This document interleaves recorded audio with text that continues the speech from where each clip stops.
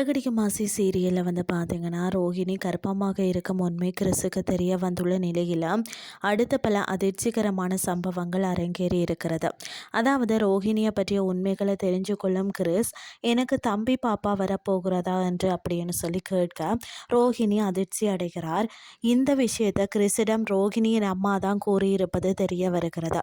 கிறிஸுக்கு இனி எதுவுமே மறைக்கப்படக்கூடாது என்பதற்காக உண்மையை சொன்னதாக அவர் கூறுகிறார்.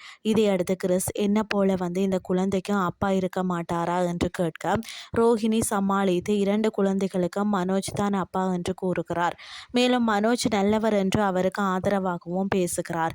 இதற்கு பிறகு மனோஜை சந்திக்க ரோஹிணி அவனது கடைக்கு வந்து செல்கிறார். அங்கு கிறிஸின் நடவடிக்கைகள் குறித்து பேசும் ரோஹிணி அவனுக்கு மனோஜ் தான் பிடித்திருப்பதால் அவருடன் சிறிது நேரம் செலவிட வேண்டும் என கூறுகிறார். ஆனால் மனோஜ் இதற்கு கடும் எதிர்ப்பு தெரிவிக்கிறான். அது என்னுடைய குழந்தையா, அவனுடன் நான் இதுக்கு நேரம் செலவிட வேண்டும் என்று கேட்டதுடன் அந்த குழந்தையை தான் ஏற்றுக்கொள்ளப் போவதில்லை என்றும் திட்டவட்டமாக கூறுகிறார். இதனால் அதிர்ச்சி அடையும் ரோஹிணி தேவைப்பட்டால் DNA பரிசோதனை மூலம் உண்மையை நிரூபிப்பதாக சொல்கிறார். ஆனால் மனோஜ் அதற்கெல்லாம் பயப்படாமல் உண்மையை நிரூபிக்கப்பட்டாலும் ரோஹிணியை ஏற்றுக்கொள்ள வேண்டிய அவசியமில்லை என்றும் தான் விவாகரத்து செய்ய போவதாகவும் எச்சரிக்கிறான். இந்த நிலையில ரோஹிணியிடம் ஒரு அதிர்ச்சியான நிபந்தனையை முன்வைக்கிறார் மனோஜ். என்னன்னு சொல்லி பார்த்தீங்கன்னா, கர்ப்பத்தை கலைத்து விட்டால் மட்டுமே கிறிஸுடன் நேரம் செலவிடுவதாக அவர் வந்து கூறுகிறார்.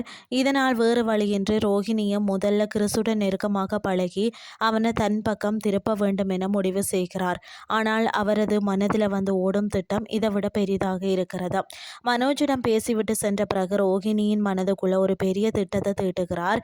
அதாவது தனது 2 குழந்தைகளுக்கு மனோஜையே அப்பாவாக வைத்து கொள்ள வேண்டும் என்பதில் அவள் வந்து உறுதியாக இருப்பது போல தெரிகிறது.